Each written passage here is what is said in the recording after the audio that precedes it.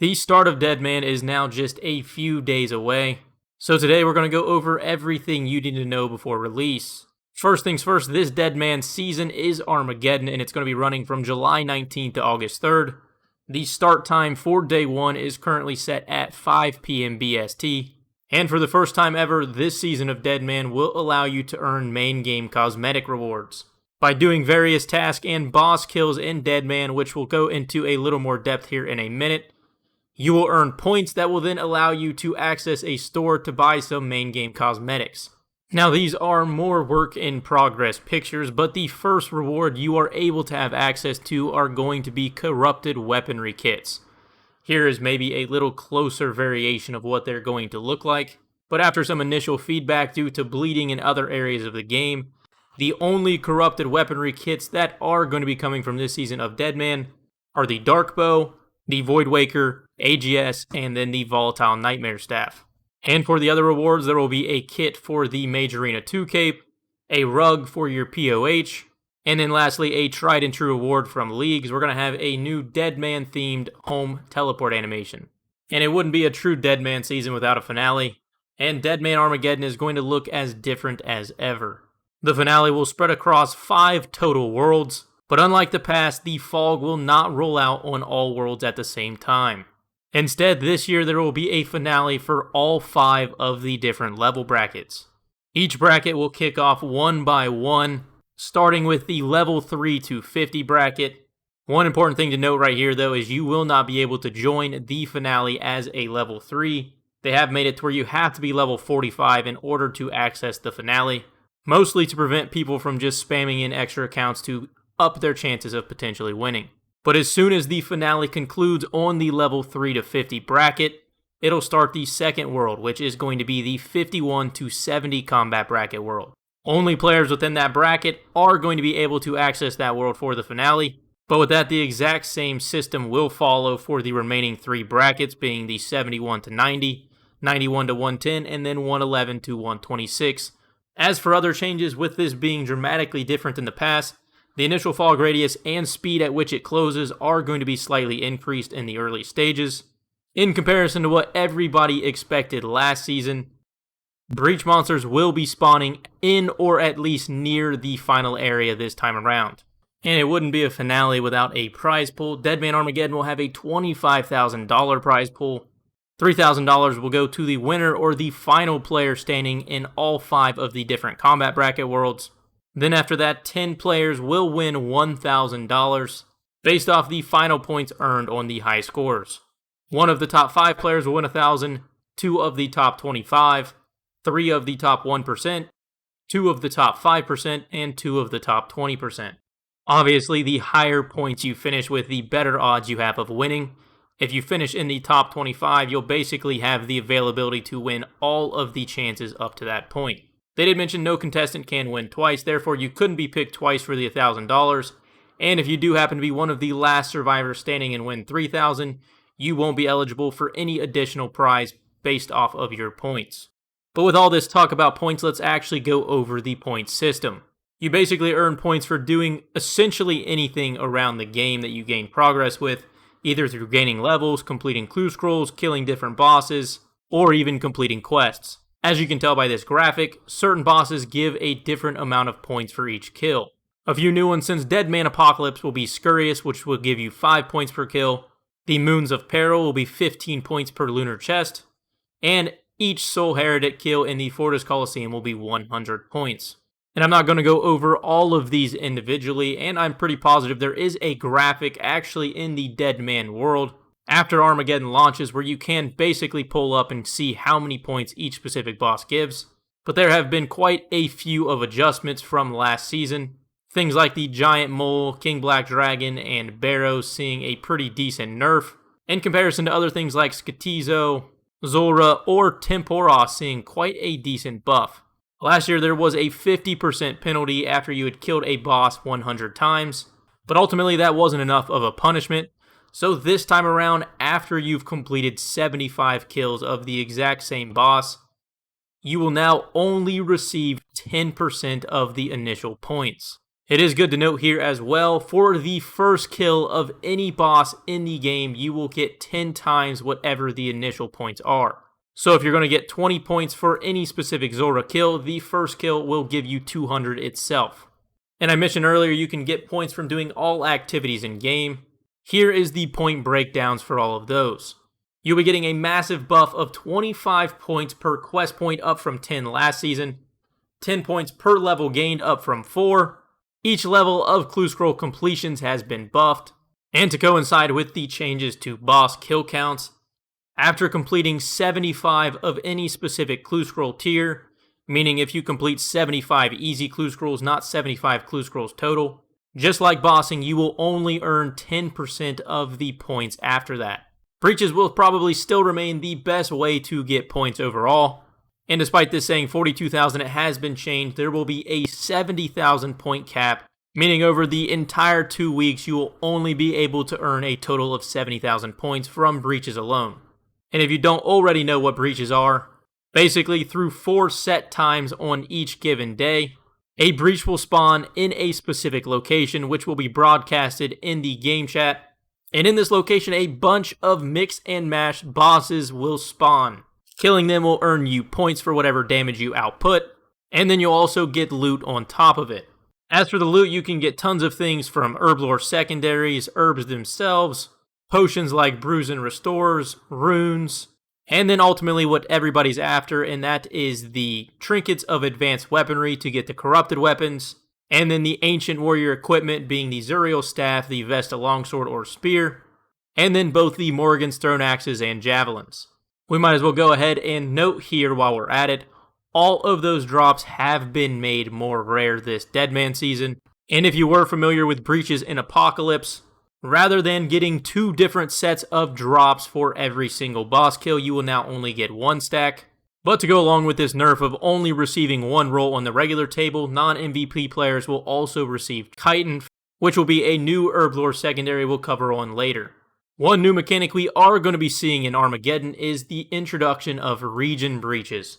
1 breach per day will pick between the types at random, meaning regular breaches will still be a thing and they'll rotate, so you'll just have a regular breach followed by a region breach. But the difference in region breaches, monsters are going to spawn across an entire region. The plan is to put one typically right outside the usual breach hotspots, and in comparison, this region will gain about 30 different spawn points. So you'll have to spread all the way out and properly comb an area to maximize your gains, rather than just staying all clumped up in one specific tiny little circle. At any given time, there will be 10 breach monsters roaming the entire region, once again still only lasting 15 minutes.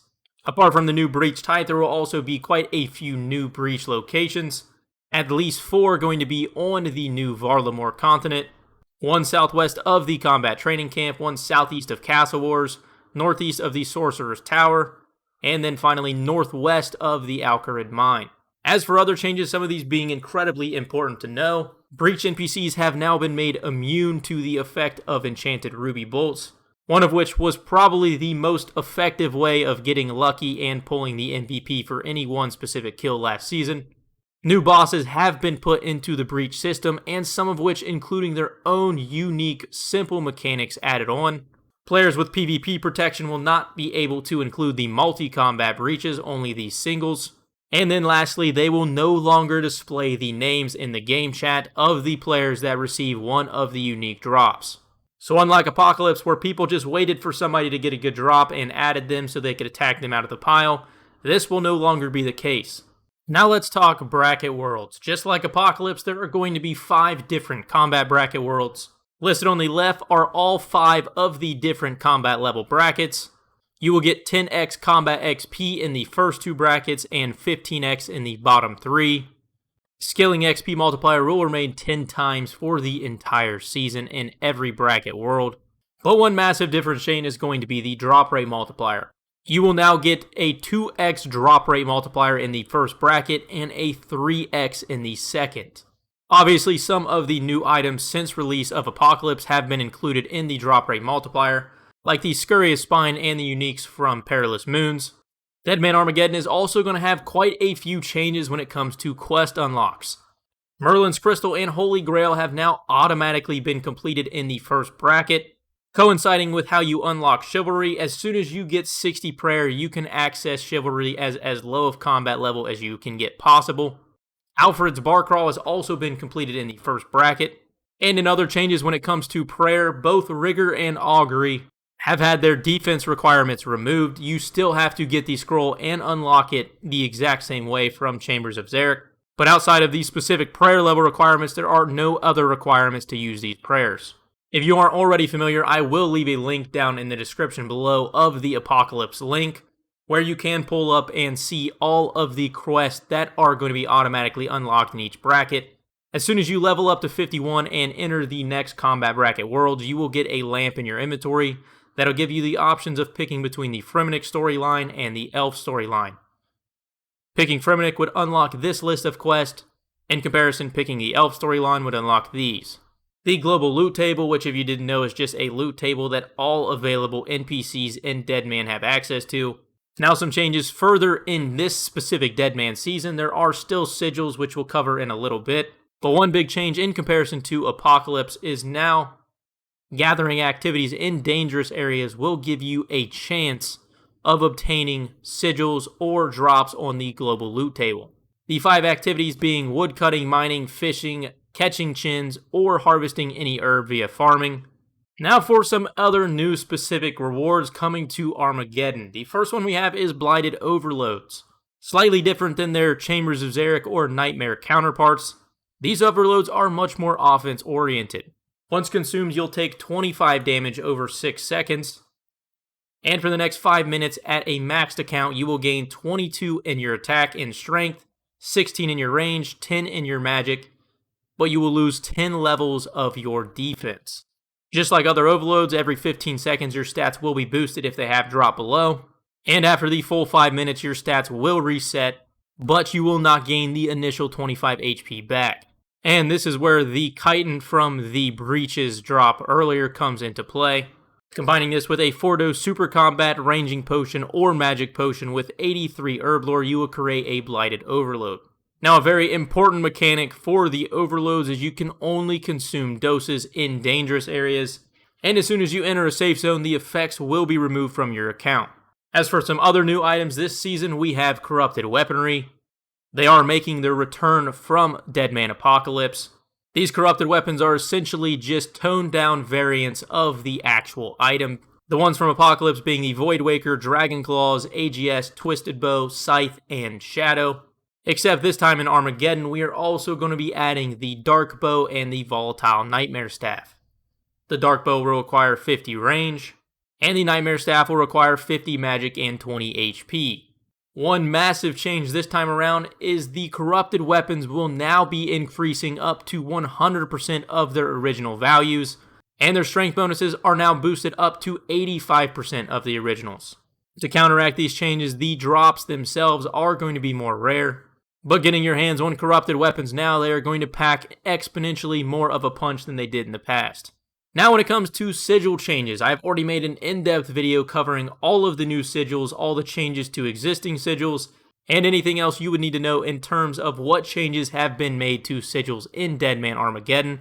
I will link that at the very top of the description. Realistically, I don't think it's worth taking the time to go over all of this for an additional 10 minutes, when I already have a video that exists doing the exact same thing. Sigils are going to be a very, very important part of Deadman Armageddon, so if you have not watched that video already, I would highly recommend it. With that out of the way, the final thing we really need to cover in this video is just going to be a ton of small miscellaneous changes. The first one is the PJ timer. It no longer matters who is the one who gets the last hit, because the PJ timer for defending players has now been increased from 8 ticks to 20 ticks, and attacking players has been reduced from 24 to 20 ticks, making it exceptionally easier to escape as a solo player against teams. There's been an override added to items to minimize large stacks of junk being given in loot keys.